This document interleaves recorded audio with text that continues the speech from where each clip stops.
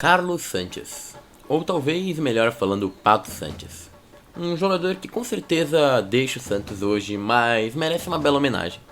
E por isso eu vou fazer também um vídeo nesse formato contando mais a história do jogador, quem foi o jogador, a importância dele no time e, bom, a despedida dele nesse momento. Então, sem mais delongas, vamos fazer um vídeo especial sobre Pato Sanches, Carlos Sanches, que hoje está deixando o Santos para ir pro Peñarol, realizar o seu sonho de infância, de jogar no time que ele sempre foi apaixonado.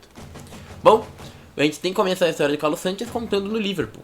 Sim, do Liverpool, mas não o Liverpool da Inglaterra, e sim o Liverpool aqui do Uruguai. Time que revelou o Sanches. Liverpool tinha Sanches na sua base, onde ele treinou, subiu e tudo mais, mas nunca vingou. Sim, o Pato Sanches nunca vingou no primeiro time que ele jogou. Não à toa não vingou, que acabou sendo dispensado e aproveitada pelo Godoy Cruz. O Godoy Cruz, então, trouxe o Carlos Sanches e montou um time bem interessante. Um time muito interessante que conseguiu coisas bem legais. Por exemplo, conseguiu ganhar do Tigres. E além do Tigres também conseguiu ganhar de um Boca Juniors que era considerado uma máquina. Um Boca formado por Palermo, Riquelme, Erviti e muitos outros jogadores, perdeu de 4-1 sobre esse maravilhoso Godoy Cruz que tinha Carlos Sanches. E o Godoy Cruz começou a mostrar e ter uma grande torneio de abertura. Não à toa, ele terminou em terceiro lugar no torneio de abertura, algo bem diferente para um time como o Godoy Cruz. E, bom, muito se disse de outros grandes jogadores, e um deles era Carlos Sanches. Um jogador que era muito admirado pela direita com a velocidade que ele tinha. Sim, o Sanches nessa época jogava aberto pela direita.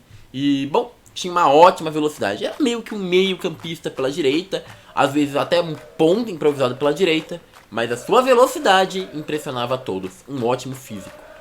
E, bom, agora na sua tela provavelmente você está vendo a tabela do campeonato argentino. A gente consegue ver claramente o Boca, outros times aqui, bem interessante. Mas, estão percebendo? Tá faltando ele. Cadê o River Plate? E, bom, tudo isso faz sentido quando a gente consegue entender que o River Plate na verdade caiu. Sim, o River caiu apenas uma vez em toda a sua história.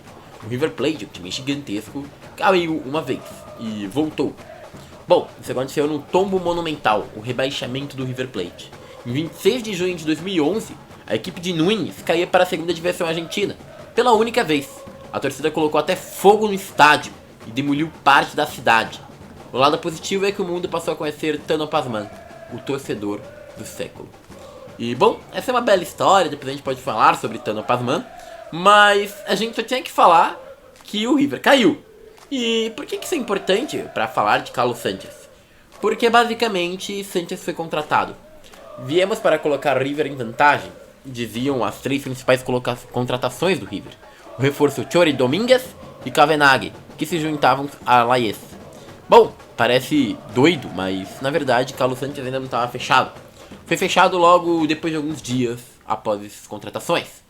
E Sanches entrou no time bem, conseguiu jogar bem, principalmente ali na segunda divisão, ainda apresentando algumas oscilações.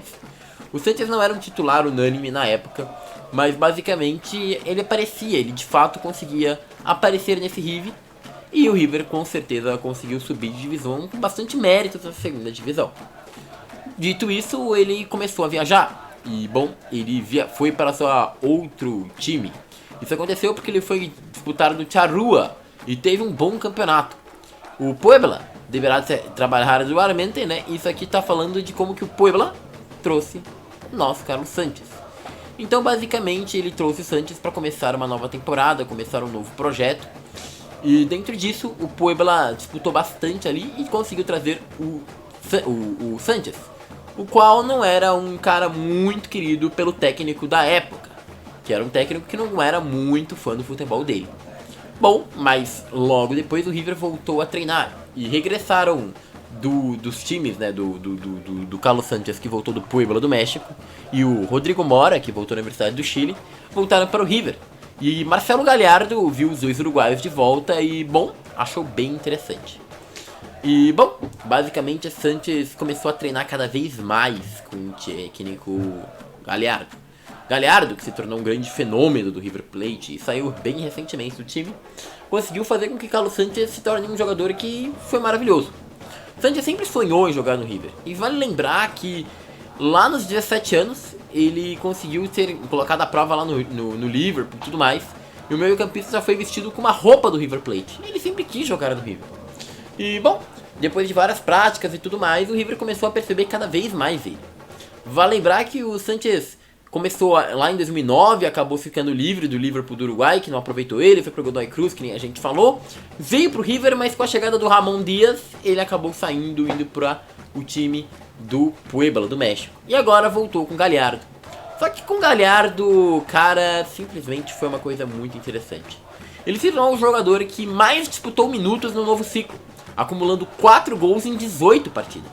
Carlos Sanchez começou a se tornar peça fundamental do time do River Plate, cada vez jogando mais e mais e mais.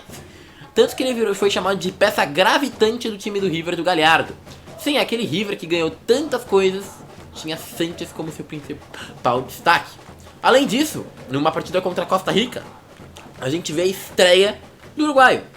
Acontece que Carlos Sanchez começa a jogar, e com o Luis Suárez de titular, o time ganha a partida, né? E cara, foi bem interessante. Na verdade, a gente vê basicamente um time que começou a surpreender cada vez mais. O uruguaio Carlos Sanchez começou a ganhar espaço na seleção e já era titular em novembro de 2014. Sanchez então foi nomeado ao Balão de Ouro da FIFA. Sim, o uruguaio que joga no River apareceu entre a nominação dos 60 melhores futebolistas pré-selecionados para o prêmio do Balão de Ouro.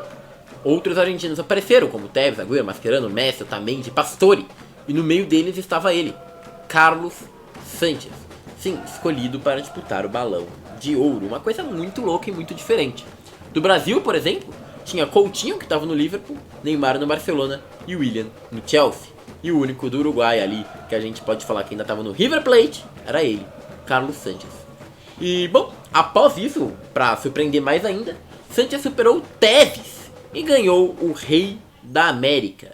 Sim, considerado o Rei da América ali perto do ano de 2015, Sanchez consegue mais uma grande marca na sua carreira.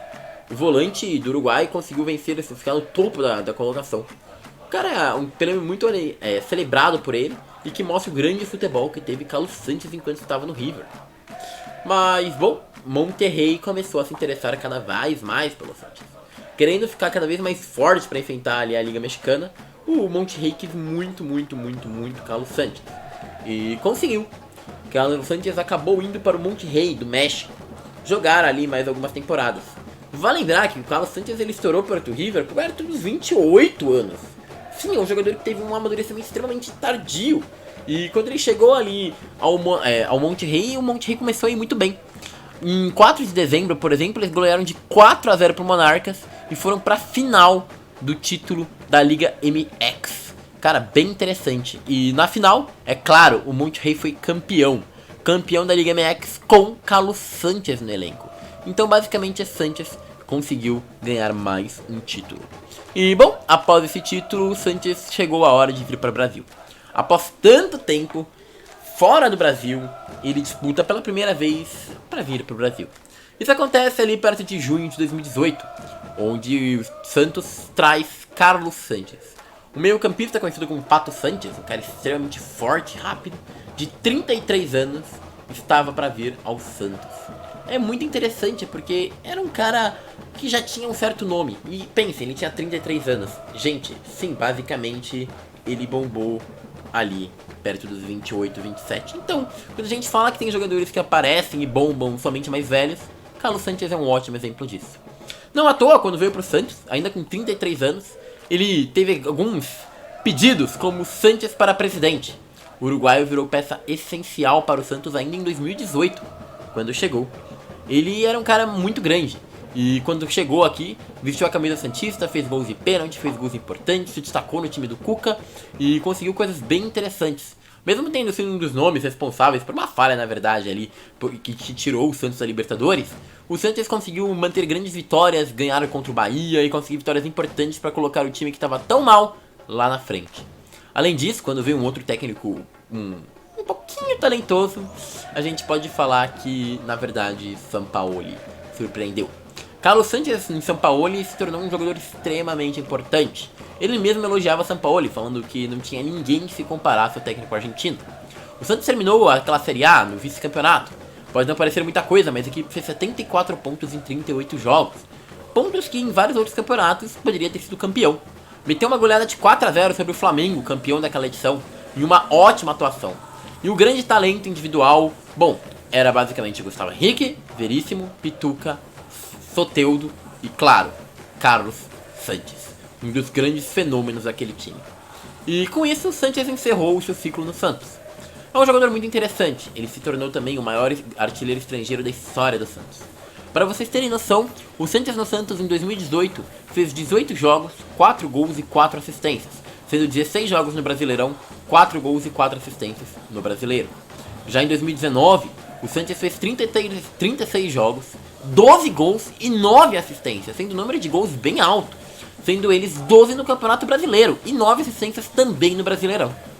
Em 2020, disputando o Paulista, a Série A, Libertadores, o Sanchez não fez tantas partidas por questões físicas.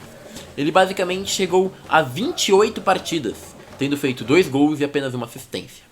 Perto já de sua saída em 2021, ele já tem 36 partidas, sendo elas 8 gols e uma assistência. E agora em 2022, o nosso querido uruguaio fez pouquíssimas partidas. Fez apenas 21 partidas, dando 3 assistências.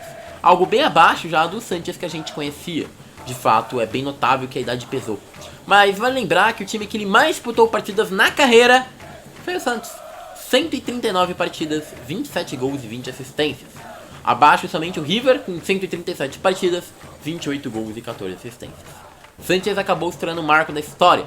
Não uma história super vitoriosa ou super campeã, mas super entendo quem considera Sanchez um ídolo. Afinal, foi um jogador que chegou em um momento muito importante pro time, um jogador de nome, um dos poucos jogadores de nome que o Santos contratou e de fato foram muito bem.